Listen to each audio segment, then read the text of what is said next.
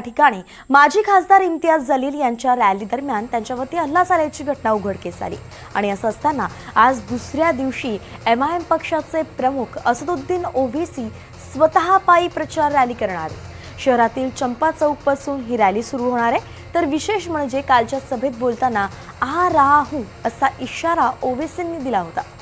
विशेष म्हणजे जिथून आज रॅली निघणार आहे अगदी त्याच पासून काही अंतरावरती काल गोंधळ झाला होता। त्यामुळे आजच्या रॅलीच्या पार्श्वभूमीवरती मोठा पोलीस बंदोबस्त शहरात तैनात आहे। छत्रपती संभाजीनगरमध्ये एमआयएमची प्रचार रॅली निघते आहे आणि त्यासाठीचं नेमकं कसं चित्र शहरात उभं झालंय हे आपण दृश्यांतून पाहतोय। मोहसिन शेख आपले प्रतिनिधी थेट आपल्यासोबत छत्रपती संभाजीनगरमधून जोडले गेलेत।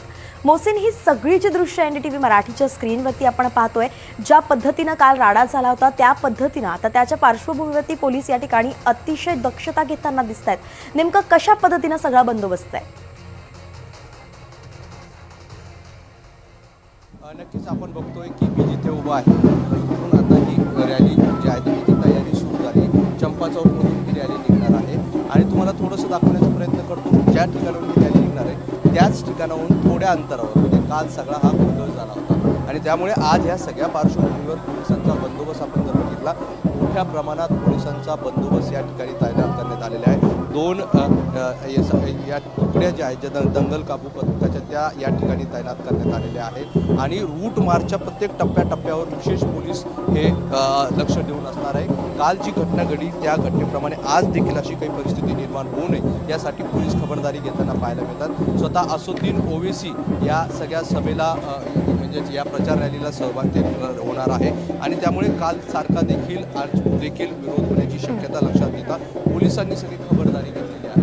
पोलिसांचा मोठा बंदोबस्त या रॅलीमध्ये आपल्याला पाहायला मिळतोय। थोडंसं रॅली या पुढे जाऊन दाखवण्याचा प्रयत्न करतो। या ठिकाणी सगळा पोलीस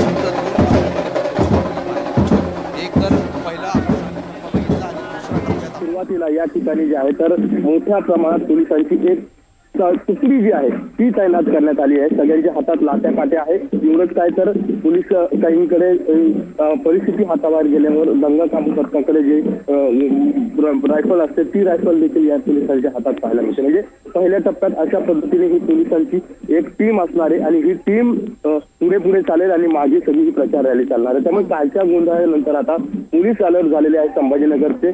सुरुवातीपासून आपण बघितलं तर छत्रपती संभाजीनगरच्या महानगरपालिकेत राडा पाहायला मिळतो। आधी भाजप आणि आता एमआयएम मध्ये हा सगळा राडा पाहायला मिळतो आणि त्यामुळेच आता पोलीस या सगळ्या निवडणुकीत कोणताही कायदा सुव्यवस्थेचा प्रश्न निर्माण होऊ नये यासाठी खबरदारी घेताना पाहायला मिळतात। एकंदरीतच मोहसिन, आता पोलीस या ठिकाणी स्वतः रॅलीत सहभागी होतात आणि कुठलाही अनुचित प्रकार होऊ नये म्हणून दक्षता घेताना दिसतात।